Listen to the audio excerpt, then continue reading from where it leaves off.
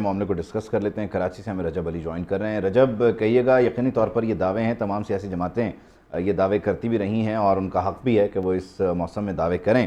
Position کیا ہے اس حلقے کو لے کر؟ اور صرف ایک یہی حلقہ تھا جہاں یہ بات چیت ہو رہی تھی، مسلم لیگ نون انٹرسٹڈ تھی، یا ایک دو حلقے اور بھی ہیں جہاں یہ کوشش کی جا رہی تھی کہ امیدوار نون لیگ کا ہو، ووٹر ایم کیو ایم کا ہو؟ بتائیے ذرا۔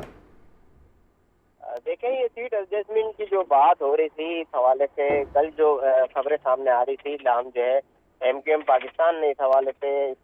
سختی سے جو ہے مذمت کی اور ان کا کہنا تھا کہ کوئی سیٹ ایڈجسٹمنٹ کی بات نہیں ہوئی ہے، جب تک الیکشن نہیں ہو جاتے جب تک جو ہے سیٹ ایڈجسٹمنٹ کی کوئی بات نہیں ہوگی۔ لہٰذا اب بھی جو ہے وہ این اے 242 سے جو ایم کیو ایم پاکستان کے جو سینئر ڈپٹی کنوینر ہے ڈاکٹر سید مصطفیٰ کمال، ان کی جانب سے کاغذات نامزدگی جمع کرائے گئے تھے، جبکہ آج جو ہے ضلع کیماڑی کے جو آر او آفس ہے RO 242 پہ جو ہے آج میاں شہباز شریف کی جانب سے بھی جو ہے ان کے ایڈوکیٹ اسلم نے ان کے کاغذات نامزدگی جمع کرا دیے ہیں۔ تو یہ جو نشست ہے قومی اسمبلی کی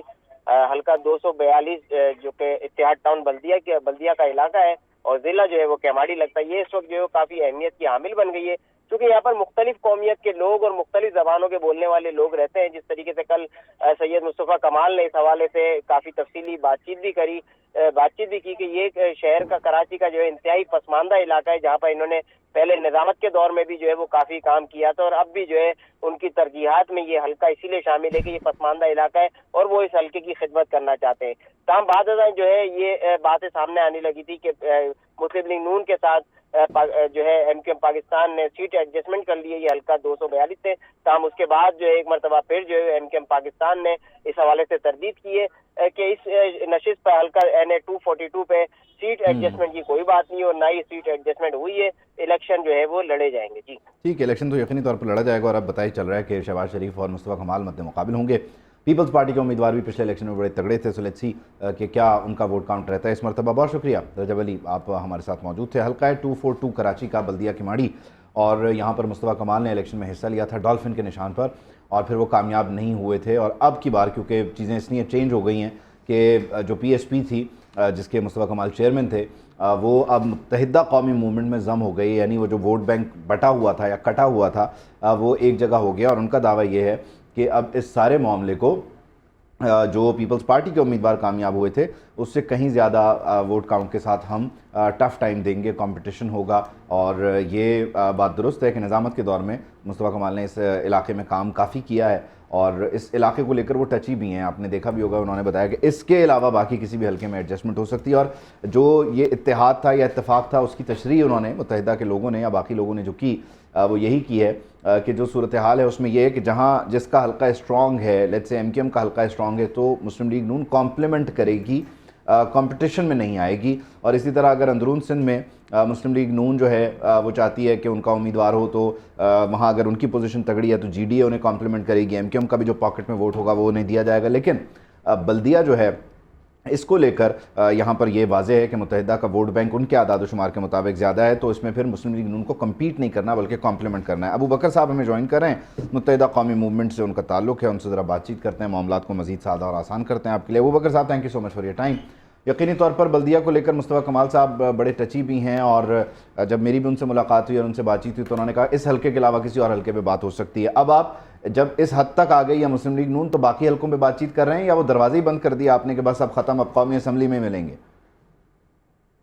اس وقت تو ہمارے وہ چونکہ سینئر ڈپٹی کنوینئر ہیں تو وہ انہوں نے وہاں سے نامزدگی کرایا ہوا ہے تو وہ تو الیکشن لڑیں گے، لیکن ابھی کوئی چیز حتمی ایسا نہیں ہے اور ابھی ٹائم ہے۔ ابھی مسلم لیگ نون سے بہت سی چیزوں پہ ہماری گفتگو ہوئی ہے، تو جیسے جیسے وقت آئے گا تو دیکھتے رہیں گے کہ کہاں کہاں پہ چیزیں ہو سکتی، لیکن ابھی کوئی حتمی طور پہ سیٹ ایڈجسٹمنٹ کے حوالے سے کوئی فائنل ڈسکشن نہیں ہوئی۔ اب الیکشن میں ابھی نامینیشن وغیرہ ہو رہا ہے، پھر دیکھا جائے گا، کیونکہ ابھی تو سارے کینڈیڈیٹ 2 دن پڑ گیا تو مزید کینڈیڈیٹ آ رہے ہیں، تو وہ پھر وقت جب آئے گا تو دیکھا جائے گا کہ کہاں پہ کیا بات ہو سکتی ہے، لیکن ابھی کوئی ایسی حتمی گفتگو نہیں ہے کہ مطلب سیٹ ٹو سیٹ پہ کوئی ایسی بگ بات نہیں ہوئی۔ ہاں یہ لیکن پہلے دن سے وہ 242 کو لے کے انٹرسٹڈ تو تھے نا، ان کا وہ 93 والا معاملہ تو ابھی تک ان کے دل میں ہے کہ یہ حلقہ ہمارا ہی ہے۔ جو ہے وہاں سے ہمارے سینئر ڈپٹی کنوینئر ہیں،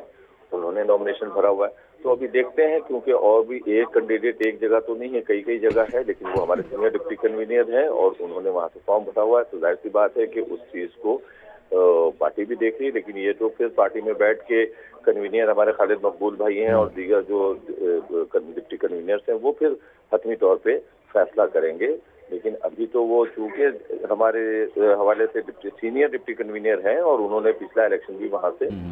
लड़ा था, तो वहाँ पे उनकी अच्छी वर्किंग है। पूरे 2 साल 2.5 साल मुस्तकिल वो उन इलाकों में जाते रहे हैं इलेक्शन ना जीतने के बावजूद। तो जाहिर सी बात है कि जिसने जिस इलाके में वर्क किया हुआ, लेकिन इसमें एक मसला है कि अगर वो एक हल्के को लेके, बल्दिया को लेके, 242 को लेके मुस्तफा कमाल साहब का एक वर्किंग जिस तरह से आप भी बता रहे हैं और हम भी उसके गवाह हैं, इस सारी चीज़ को लेकर अगर वो रिगार्ड नहीं कर रहे और वो जो कॉम्प्लीमेंट वाला फार्मूला था उस पर नहीं आ रहे, तो वो आपकी 18वीं तरमीम में मौजूद जो सुकम है 140A है, उसमें जो आप तरमीम चाह रहे हैं, फिर वो इतने बड़े इशूज़ पे कहाँ आपको रिगार्ड करेंगे और एड्रेस करेंगे? आपको नहीं लग रहा कि आपने गलत लोगों से बहुत जल्दी हाथ मिला लिया? नहीं, ऐसा नहीं है।